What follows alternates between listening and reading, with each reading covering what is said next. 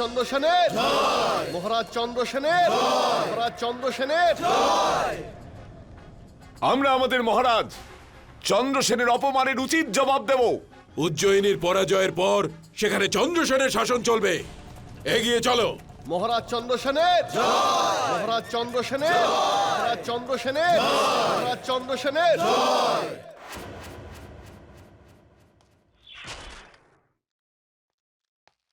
দেখলেন আপনি কাকা মহারাজ, অশুভ মুহূর্তে রাজতিলক করানোর পরিণাম। আদিত্যকে যুবরাজ ঘোষণা করা মাত্রই উজ্জয়িনীতে এক মহা সংকট ঘনিয়ে এলো। আপনিই বলুন কাকা মহারাজ, এই সমস্যা থেকে এখন আমরা কি করে বেরোবো? এখন কে দেবে উজ্জয়িনী সেনাদের নেতৃত্ব? আমি দেব সেনাদের নেতৃত্ব, আমি দেব সেনাদের নেতৃত্ব।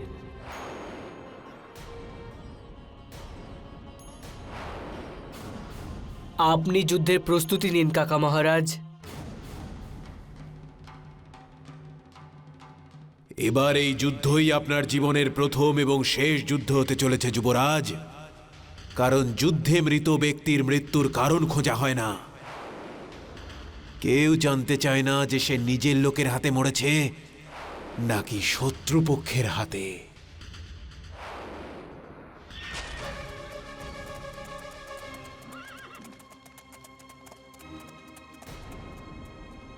আমরা আগে এদের পেছন থেকে আক্রমণ করব। ওরা কোনো কিছু বুঝতে পারার আগেই আমরা ওদের ঘিরে ফেলব।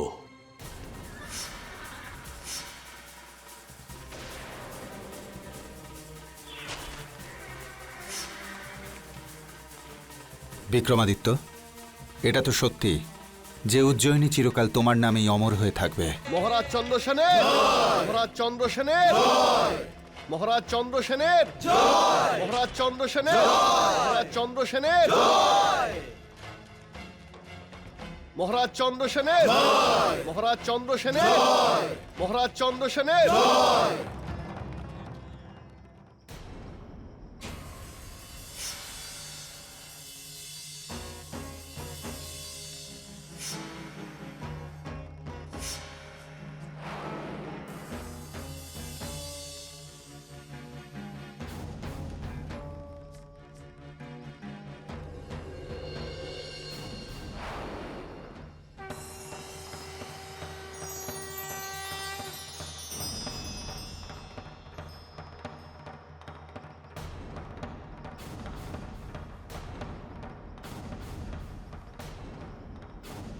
এদিকে রাস্তা বন্ধ, আমাদের অন্য রাস্তা দিয়ে যেতে হবে। দক্ষিণ দিকে আরেকটা রাস্তা রয়েছে, ওদিক দিয়ে চলো। চলো চলো।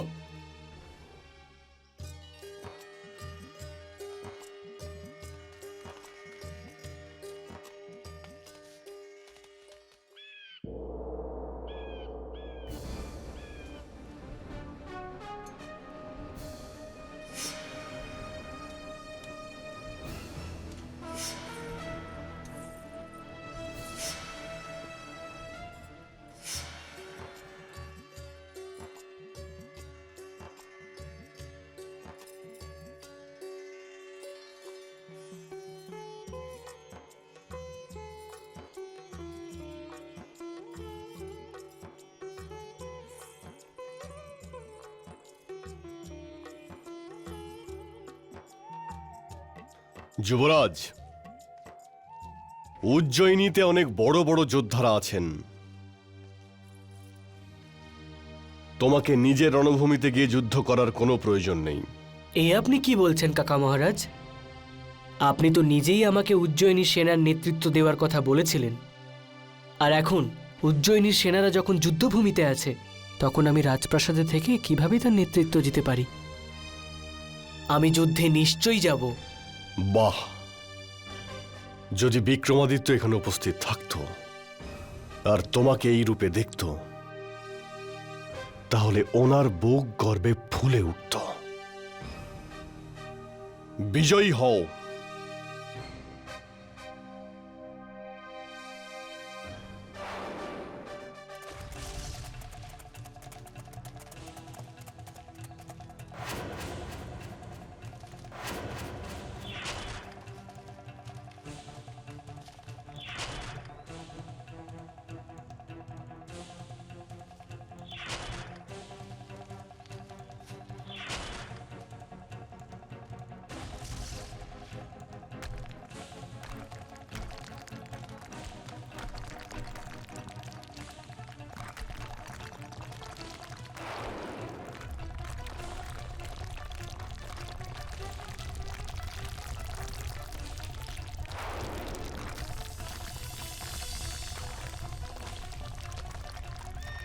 আরে ভয় পেও না, তোমরা এগিয়ে যাও।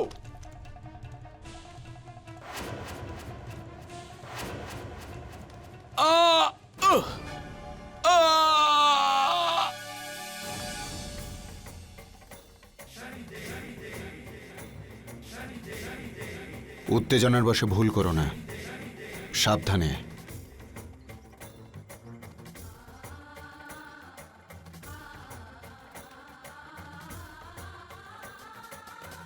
ধন্যবাদ।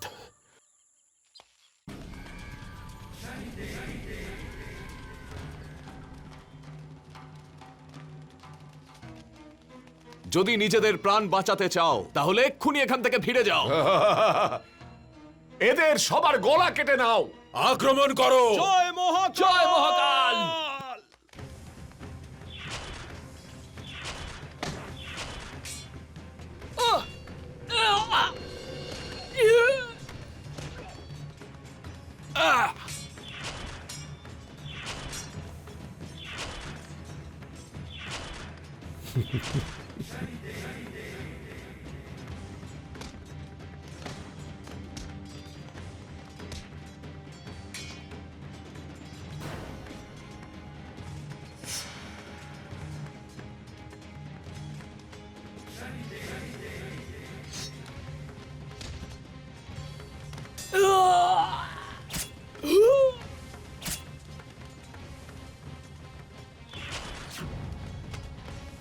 আরে আরে কি করছো ভাই?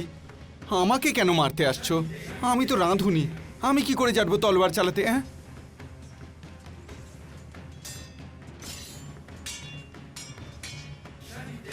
যুদ্ধ আর বন্ধুত্ব সর্বদা সমানে সমানে হওয়া উচিত।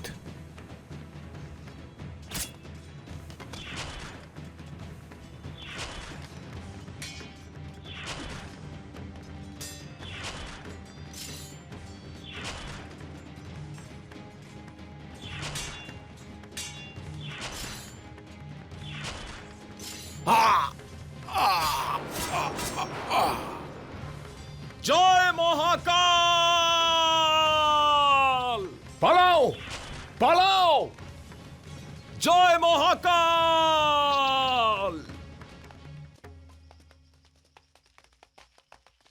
বিক্রমাদিত্য বেঁচে থাকতে উজ্জয়িনীর দিকে কেউ চোখ তুলেও তাকাতে পারবে না।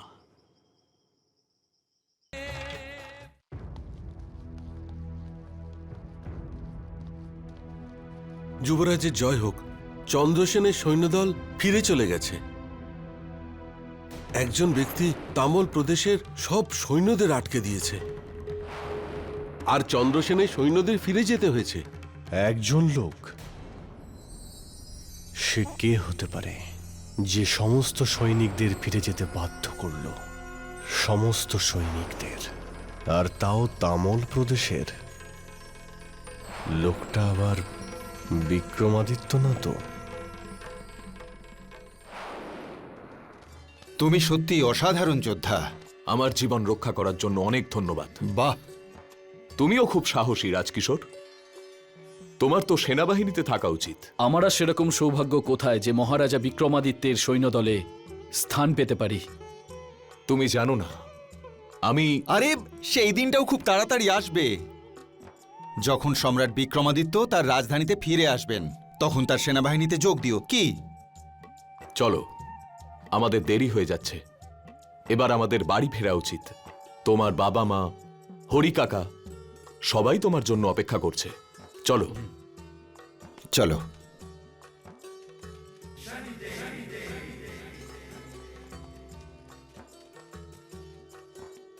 বিক্রমাদিত্য, এখন তোমার সাড়ে সাতির সেই দুঃসময় শুরু হতে চলেছে, যেখানে মানুষকে তার জীবনের কঠিন থেকে কঠিনতম সময়ের মধ্যে দিয়ে যেতে হয়। কিন্তু এই সমস্যা তোমার মনের সব অন্ধকারকে দূর করে দেবে, আর তোমার ব্যক্তিত্ব সোনার মতো ঝকমক করবে। এ কি ধরনের সম্বন্ধ নিয়ে এসেছিলে? তোমার মেয়ের নাম এই বাড়িতে নেওয়ার পরেই সিপাহীরা আমার ছেলেকে নিয়ে চলে গেল। একজন মা হয়ে তুমি এরকম কথা কি করে বলছো? ঠিকই বলেছি আমি। আরে না জানি কোন একটা অপয়া মেয়েকে আমাদের গলায় ঝুলিয়ে দিতে চায়। এরকম বলো না, এরকম কথা বলো না।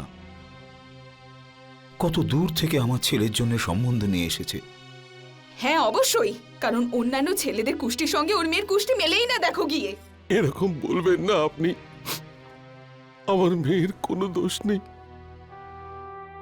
আমি তো অনেক আশা নিয়ে আপনার বাড়িতে এসেছিলাম।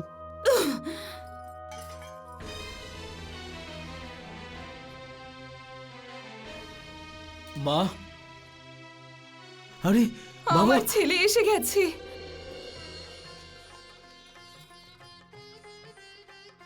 হে ভগবান, অসংখ্য ধন্যবাদ তোমায়। মা, ভীমাই আমাকে নতুন জীবন দিয়েছে। তোমাকে অনেক অনেক ধন্যবাদ ভাই, তুমি আজ বড় উপকার করলে। কি ব্যাপার হরি কাকা, আপনার চোখে জল?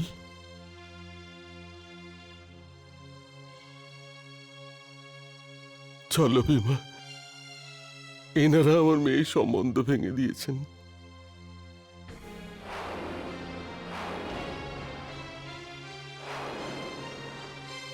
না মা, এবারে আমি হরি কাকার মেয়েকেই বিবাহ করব।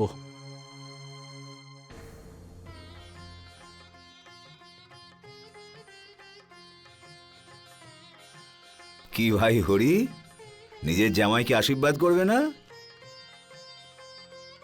কেন নয় নন্দকিশোর? এসো।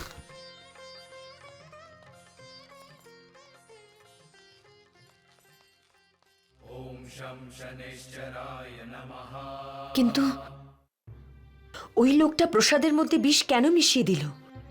দেবী, আপনি চিন্তা করবেন না, পাপী তার শাস্তি পেয়েছে। ওই লোকটা কারাঙ্গের লোক না তো? আমাকে যত তাড়াতাড়ি সম্ভব উজ্জয়িনীতে ফিরে যেতে হবে।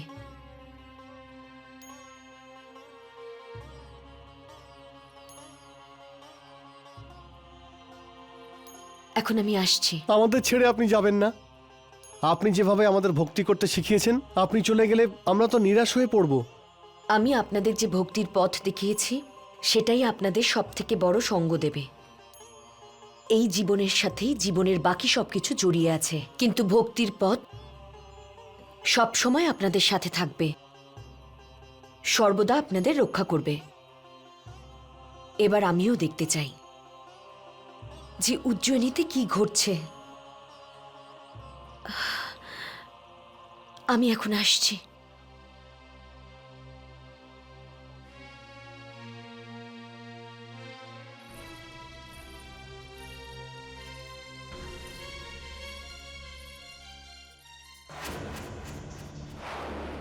কিন্তু এই চতুর্ভুজ গেল কোথায়?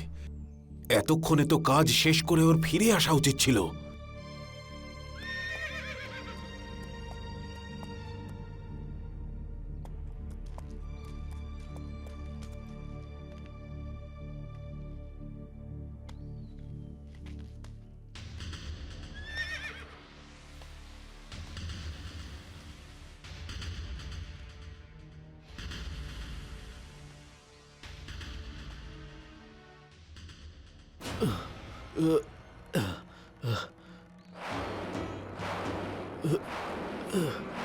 তোমার এই কি হাল চতুর্ভুজ?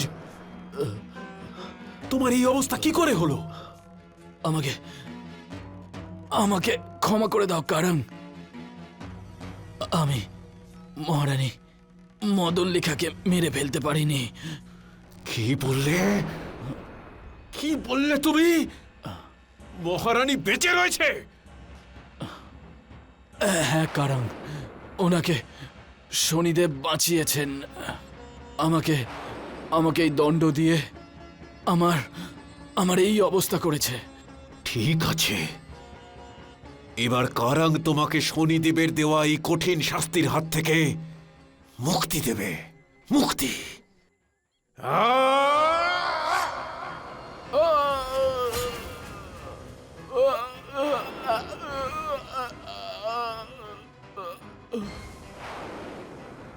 মদন লেখা,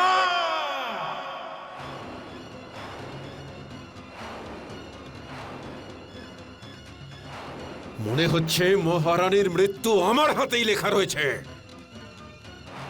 আর হয়তো তারপরেই আমি উজ্জয়িনীর রাজ সিংহাসনে বসতে পারবো। চারদিকে আমার নামে জয়ধ্বনি হবে, সম্রাট কারং, সম্রাট কারঙ্গে, সম্রাট কারঙ্গে। দিকে শুধু আর শুধুমাত্র একটাই নাম শোনা যাবে, একটাই নাম শোনা যাবে, আর সেটা হলো মহারাজ চন্দ্রসেন।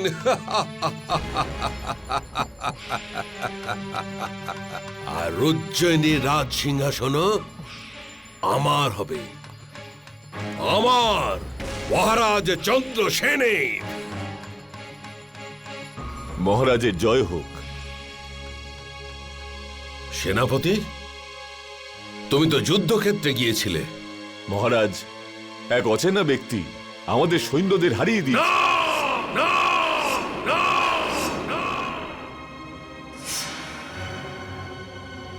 সেনাপতি, বলো এটা অসত্য, মিথ্যে সব। মহারাজ, যা সত্যি সেটাই বলছি। ওই অচেনা ব্যক্তি আমাদের সৈন্যদের উপর এমন ভাবে ঝাঁপিয়ে পড়ল যে আমাদের সৈন্যদের পিঁপড়ের মতো মেরে ফেলল। একজন, শুধুমাত্র একজন, আর তাও আমারই তমল প্রদেশে ঢুকে? অসম্ভব। চন্দ্রসেন!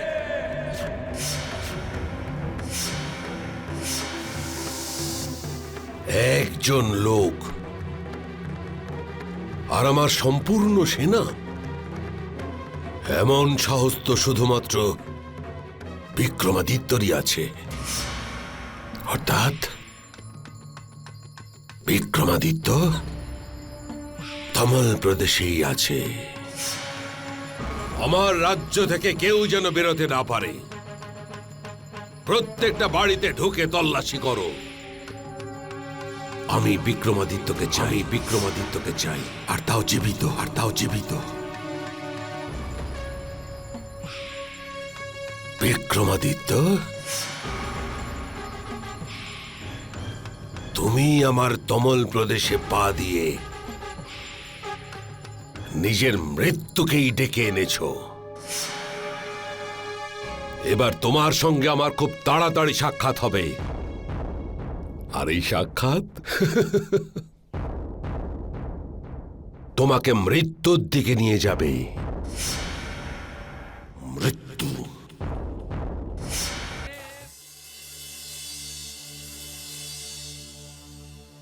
আরে ভাই, একটু তাড়াতাড়ি হাত চালাও। কাজ করার সময় যেন তোমাদের হাত পা চলেই না, আর পয়সার বেলায় কড়াই ঘন্টা হিসেব করবে। আরে আলুলিকা, দেখ তোর বাবা এসেছে, তাড়াতাড়ি আয় এখানে। তুমি এসে গেছো? বসো বসো। কি হলো? কথা হলো? বাড়িঘর কেমন? ছেলের বাবা কেমন? ওরা সত্যি সত্যি আমাদের কাছ থেকে পণ নেবে না? আচ্ছা, ছেলে কেমন? আরে কোনো উত্তর দেবে তো নাকি? ওখানে কোনো কাণ্ডবাদী আসেনি তো? আরে নিঃশ্বাস তো নিতে দাও, তারপর বলছি। সম্বন্ধ পাকা করে এসেছি।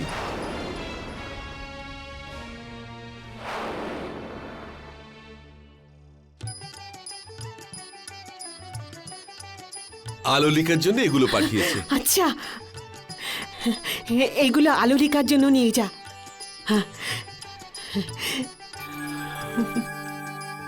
ছেলে কেমন? খুব সুন্দর। আজকে ও সব সীমা অতিক্রম করে গেছে। আমার বিয়ে ঠিক করে চলে এলো। এবার আমি ওকে দেখাবো আলোলিকা কি করতে পারে।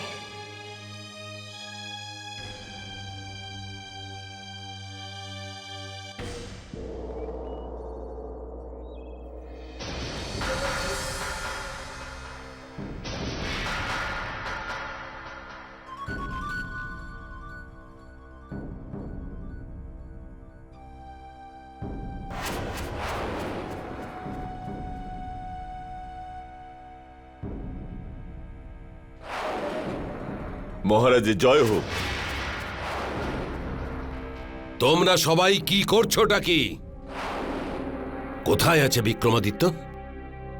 আমি এখনো পর্যন্ত তার খবর কেন পাচ্ছি না? মহারাজ, আমাদের সৈন্য দলকে তামল প্রদেশে তন্ন তন্ন করে খুঁজছে।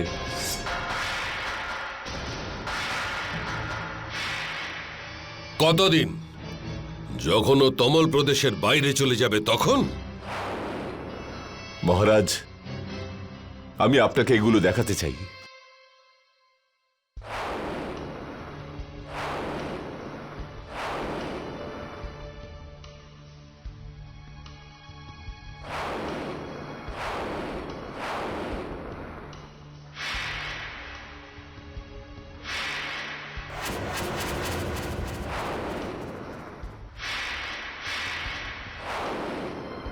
এই আংটিটা তো বিক্রমাদিত্যের। আদেশ পালন হোক, আদেশ পালন হোক, আদেশ পালন হোক।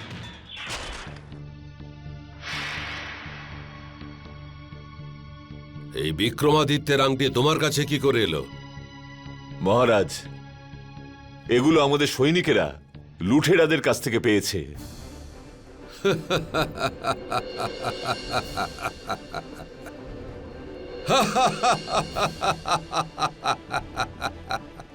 অদ্ভুত ব্যাপার।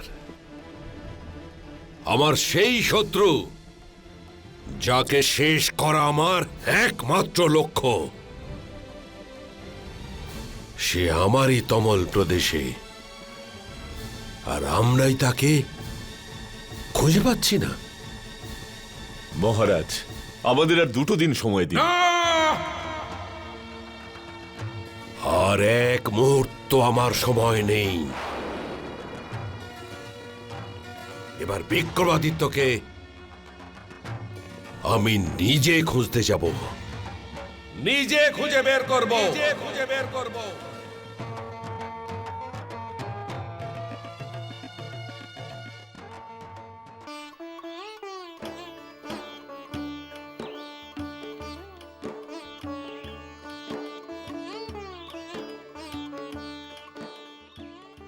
আরে ভাই ভীমা, তুমি এবার এই ছোটখাটো কাজ রেখে দাও। এখন তোমার উপর আমি একটা গুরু দায়িত্ব দেব। হ্যাঁ, এবার আলোলিকার বিয়ের সমস্ত দায়িত্ব তোমাকেই সামলাতে হবে। গয়না, মিষ্টি, জামা কাপড়, এসব কিছুর দায়িত্ব এখন তোমার উপরেই। দেখো, বিয়ে বাড়িতে অনেক কাজ, আমি তো শুধু তোমার উপরই ভরসা করি। সব কাজকর্ম ছেড়ে বসে পড়েছে তো? তোর মতো অলস আমি আজ পর্যন্ত আর দ্বিতীয় দেখিনি। ব্যাস, কাজ না করার কোনো একটা অজুহাত চাই। আরে বাবা, তুমি একটু শুনবে তো। আমি ওকে এই কাজ করতে বারণ করেছি। তুমি বাড়ির ব্যাপারে কোনো কথা না বললেই ভালো হবে। ও চাকরের মতো কাজ করবে।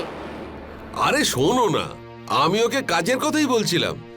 আলোলিকার বিয়ের সব দায়িত্ব আমি ভীমাকেই দিয়েছি। পাগল হয়ে গেছো তুমি? এই বিয়ের সমস্ত কাজ ওই ভীমা সামলাবে? দেখো, আমি তোমাকে বলে দিলাম, তুমি ওই সামান্য চাকরটাকে নিয়ে যদি বেশি বাড়াবাড়ি করো না, তাহলে চুপ করো। আজ কাকা প্রথমবার কাকার মতো কাজ করেছে। একটা কথা আর মুখ থেকে বেরোলে জিভ টেনে ছিঁড়ে দেবো। যাকে তুমি সামান্য চাকর বলছো না, আজ ওর জন্যই তোমার মেয়ের বিয়ে হতে চলেছে। না হলে রাজা সৈন্যরা তোমার জামাইকে ধরে যুদ্ধক্ষেত্রে পাঠিয়ে দিয়েছিল, আর রাজকিশোরের মা তোমার মেয়েকে অপয়া আর অলুক্ষুরে বলে অপবাদ দিয়েছিল। যদি ভীমা না থাকতো, তাহলে তোমার মেয়ে এই সমস্ত অপবাদ নিয়ে বাড়িতে বসে থাকতো, কেউ ওকে আর বিয়ে করতো না।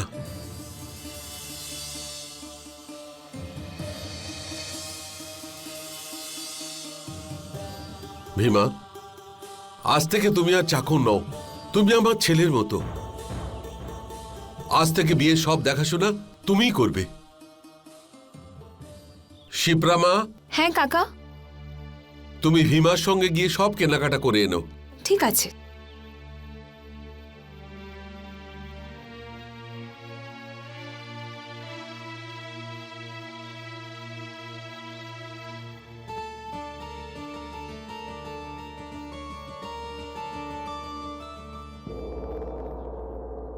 যুবরাজ আদিত্যবর্ধনে, যুবরাজ আদিত্যবর্ধনে, যুবরাজ আদিত্যবর্ধনে, যুবরাজ আদিত্যবর্ধনে, যুবরাজ আদিত্যবর্ধনে, যুবরাজ আদিত্যবর্ধনে, যুবরাজ আদিত্যবর্ধনে, যুবরাজ আদিত্যবর্ধনে, যুবরাজ আদিত্যবর্ধনে, যুবরাজ আদিত্যবর্ধনে। যুবরাজ আজ্ঞা দিলে রাজকার্য আমি শুরু করতে পারি। কিন্তু তার আগে আমি একটা ঘোষণা করতে চাই কাকা মহারাজ। আমি আমার বাবা মাকে খুঁজতে যাওয়ার সংকল্প করেই ফেলেছি।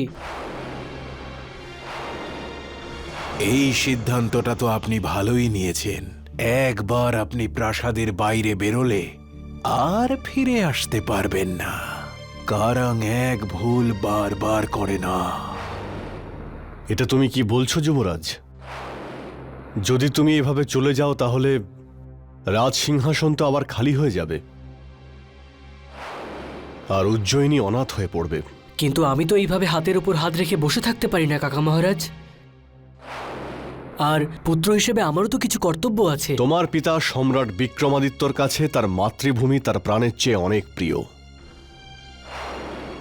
তাই জন্য এই সময় তোমার পুত্রধর্ম আর রাজধর্ম এটাই বলে যে তুমি এখানেই থাকো আর উজ্জয়িনীকে রক্ষা করো। যুবরাজ আদিত্যবর্ধনে জয় হোক। আপনাদের জন্য একটা সুখবর আছে।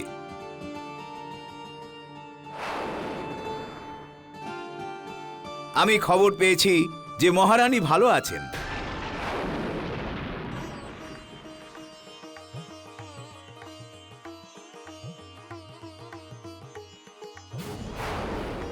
আর উনি উজ্জয়িনীতে খুব তাড়াতাড়ি ফিরে আসবেন।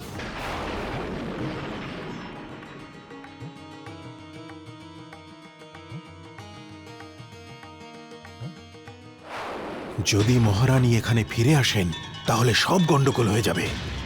মহারানী এখানে ফেরার আগেই আমাকে যা করার করতে হবে।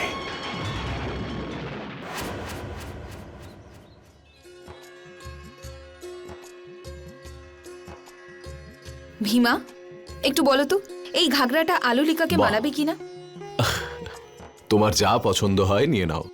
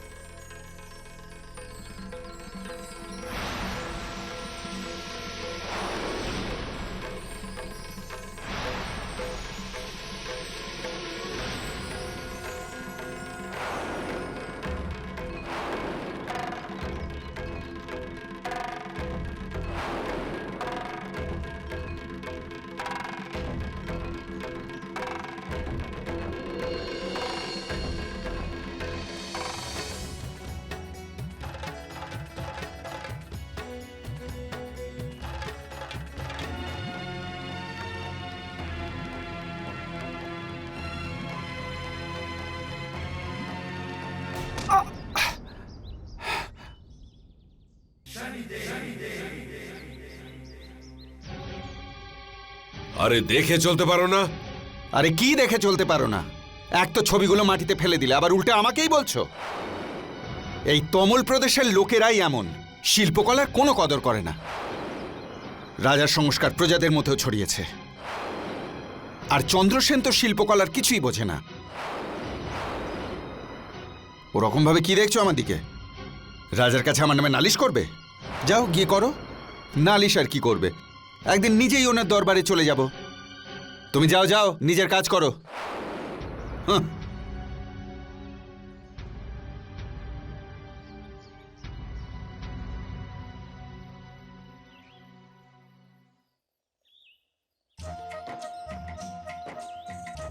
ভীমা, কত সুন্দর ছবিটা, তাই না?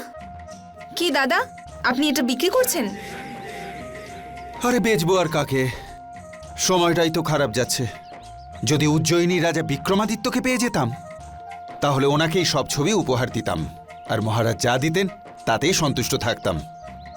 কিন্তু মহারাজ বিক্রমাদিত্য যে কোথায় চলে গেছেন। আরে ভীমা, ভীমা দেখো কত সুন্দর হাঁসটা। এই ছবিটার কত দাম?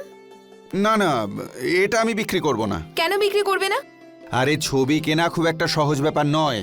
ছবি যে কিনবে তার একটু বুদ্ধি থাকাও দরকার। আর আমি ছবি তাকেই বিক্রি করি যার ছবি সম্পর্কে জ্ঞান আছে।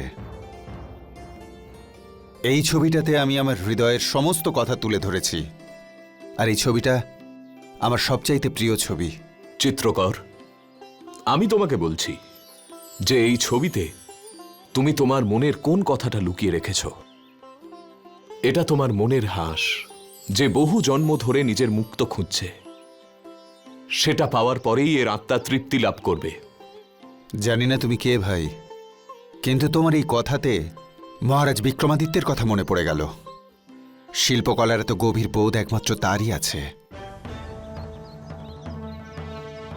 আচ্ছা বেশ, আমার তরফ থেকে এটা একটা ছোট্ট উপহার ভেবে নাও।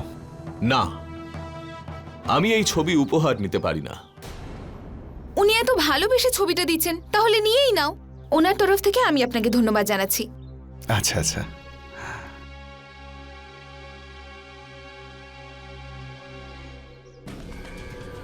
এখন তোমার সাড়ে সাতির সেই দুঃসময় শুরু হতে চলেছে যেখানে মানুষকে তার জীবনের কঠিন থেকে কঠিনতম সময়ের মধ্যে দিয়ে যেতে হয়।